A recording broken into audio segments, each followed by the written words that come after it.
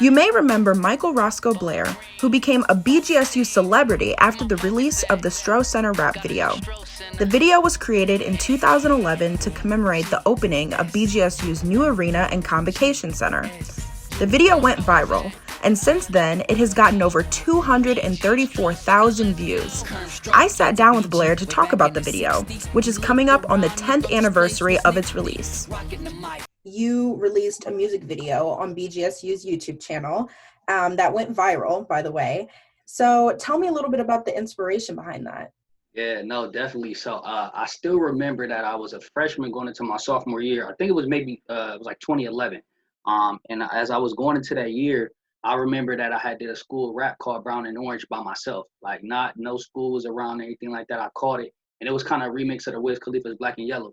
So I was like, you know what? I'm making my name on campus. I want to make something cool, legit. So I did that, and I remember getting a call that summer from the team that was over at Madhouse, and they like, look, we want to thank our donors doing this kind of way. We want to thank them with a rap video, and then they hit me up over the summer, and I still remember them telling me like, come on down to Perrysburg, let's record it. We don't know how it's going to look. We just want to try something new. We heard about you. And they had asked me like, hey, do you got any videos or anything else? Because we saw the Brown and Orange, but we want to know if you have more.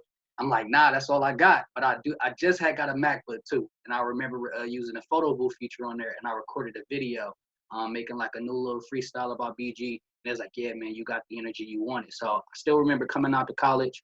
And that summer, I was like, I didn't even know they had finished building the new arena. So when I got off exit 181 and I saw the big Stroh Center, I'm like, whoa, what is this? And then once we went inside of there and we shot the video, it was like the first time I ever did like a real production type of thing. Like literally the cameras, the lights, the whole nine. And once we shot the video and everything like that, it was like, all right, that's it. Keep it a secret. And then we'll let you know what's next. And literally after that, I remember being in class, and one of the athletes, one of the girls I knew that was a volleyball player, I guess the athletes got to see it first because it was like the Stroh Center opening ceremony. So I had class, I couldn't come. And I remember she just like, I loved your video. I'm like, what you talking about? I don't know anything about a video. And then that's when the secret was out. She was like, yeah, no, they showed the athletes. And literally looked on YouTube, probably was like a couple hundred views. The next week's like 5,000. We got to that like 10,000, 20,000. And then that's how it started to pick up really quickly. So that's the story how that happened. So, well, I guess my next question is, did anything in your life change after releasing that video? I would say, yeah, everything changed, especially on campus. I couldn't be the same person anymore. They're like, oh, you're the Stroh Center Rap dude. So like I had a bunch of friends and relationships that I built with people, but they kind of was like calling me Hollywood, you know what I'm saying? Even if I wasn't, they were just like, oh, you're the school's rapper now. Like, hang with us. And I'm like, nah. So just the transition for real, like being around everybody and, being like a mini celeb on campus and stuff like that. It was a lot to take in because I didn't know what to expect, but I was already used to like introducing myself and meeting people. So I would say that changed in my life, just, being held on a higher pedestal where, everything that I did, I was being watched. So I had to make sure I represented my way in I had to represent myself in a bunch of ways. And I said, you know what, now that I'm basically a part of the university with this, I had to represent myself in the university as well. So that's what I always did. So I know you just wrote a book, Where My Falcons At. So tell me about the book and why you decided to write it. Good. Yeah. So Where My Falcons At. So that slogan actually was created while we were doing the video. So a lot of people don't know this, but I didn't write the Stroh Center Rap song. Everybody used to ask me that. The actual guy who shot the video, Rob and his team, they wrote the rap, and I just kind of recited it. So this is the first version of like when somebody said ghostwriters. And I'm a rapper now myself, so I was like, look, everybody know I write my own raps now, but that one was kind of like a situation where it had to happen. But I remember being in the studio in Perrysburg, and after we finished the song, I'm like, it's missing something. It ain't got no like swag on it or nothing. I'm like, I gotta make this still part of me. So I went in the booth, and I remember just like, chanting the whole beginning part, like, Bowling Green, Falcon team, where my Falcons at? And literally, when I said that, I knew, I'm like, when I want people to watch this and hear it, I want them to feel like, yo, whenever I say where my Falcons at, if you're a Falcon anywhere, you should be like, oh, I'm here.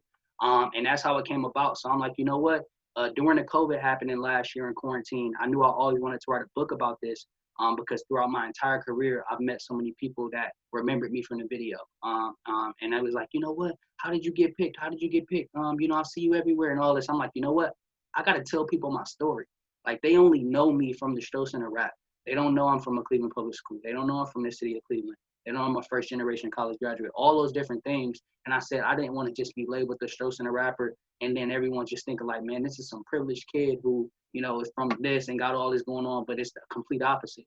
So I'm like, you know what, I got to tell my story, you know, and I know that BG is going through a lot of changes right now, and it can easily get swept under the rug, that video, and just passed along. And they don't even know that person is still alive, especially with all the new students like yourself and everyone. So I'm like, look, it's time for a book. It's time for me to tell my story. It's time for me to put it out there so that therefore anybody else that's a first generation college graduate that may go to BG or any other universities where, you know, maybe a PWI where it's a culture shock for them, they can use this book as a blueprint. And I also dedicated to a friend of mine who got killed. My best friend who used to actually come out to BG with me during the quarantine, actually in August in 2020, he actually was gunned down. You know, he actually lost his life. So it's deep. So I dedicated the book to him as well, because I know he used to come to BG with me and spend time. And I was like, you know what, now's the time. I got to actually get this out. So for sure, that's really inspiring. And I'm really sorry to hear about your friend. That's, you know, but I'm glad that, you know, your book is, you know, you want that sort of camaraderie within the community, like that BGSU, you know, saying where my Falcons at, like that's something we can, sense of community. Yeah. Correct, definitely.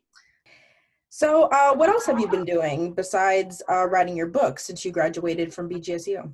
That's a good question. So lately I just been doing a lot. I work at a school full time. So I work at San Martin Forest High School, and I've been teaching a career development class. So basically teaching students what it's about, how to write resumes, how to do work Excel, how to do Microsoft Word, how to be a professional. And it's crazy how it came full circle, because at BG, I worked at the Career Center. So I had many jobs there: Career Center, Jamba Juice, the front desk. Literally, I had about 6 or 7 jobs. I think I'm undefeated when it comes to like jobs on campus. But yeah, right now I'm just actually teaching, promoting a book, doing music still. A lot of people don't know that I still actually do music as well.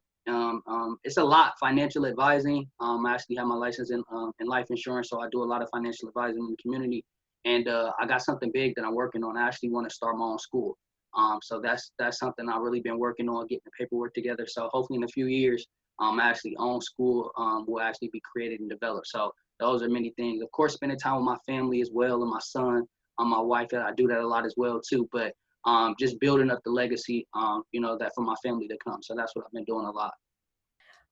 So my last question, is there anything that you would like to add that you haven't said about yourself, about BG, about your video, your book, anything at all?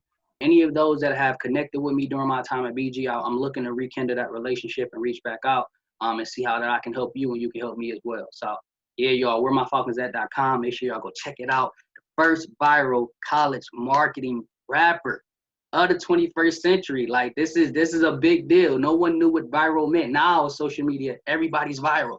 But y'all got to remember who was the first viral college rapper, and you know who was on ESPN. You know, that's a big deal. So shout out to BG, shout out to my family. But you know, let's make it happen. Let's fly together. Thank you so much. That was awesome. BGSU.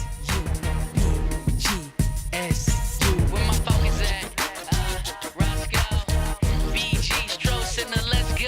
Stroh came to BG way back in the 60s. He looked around and thought this place was nifty. Rocking the mic in his cardigan sweater, calling play-by-play straight up from Wapakoneta. When it comes to the D's, this man's in total control. Picking popcorn machines and choosing urinal bowls. He gave me cool 8 man, his name is sure to survive. Cause you can see it in lights from my 75.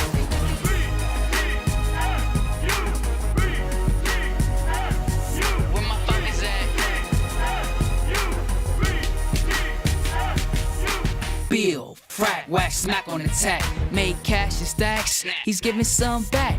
2 cold million mad Falcon support. He's laying it down for the Bill frack court. This man is bombastic and classic, fantastic. No strings attached, no caveats and no asterisk. He bleeds BG, need we say anymore? If you ever forget it, his name is printed on the floor. His name is Schmidt Horse, 83% consonants. If you disrespect, you have to deal with the consequence. So he can't dunk, no he won't hit that 3, but he will melt your face with his philanthropy. He's bringing mad cash flow, straight frontin' for Stroh. And now he's busting out rhymes like he's shelling out dough. Allen ain't no civilian, gave 1.7 million. And look at us now, we got the Schmidt Horse Pavilion.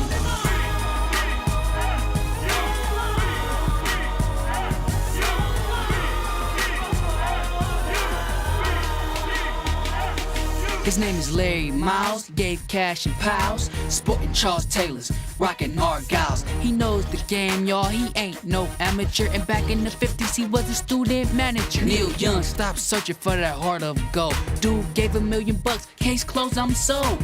We practice legit now, we ain't no barbarians. Put him on the Wheaties box, he built a court of champions. If you gave Andrew Jackson or a couple hundred pennies, this dream became reality with every single penny. Cause a brand new house is built brick by brick. Not to mention all the glass that make this place look sick. And all you students and teachers showing love from the bleachers. You Isaac, you Zumba, Zumba, Zumba preachers. Here's to a century of rolling along, repping orange and brown, and singing this song.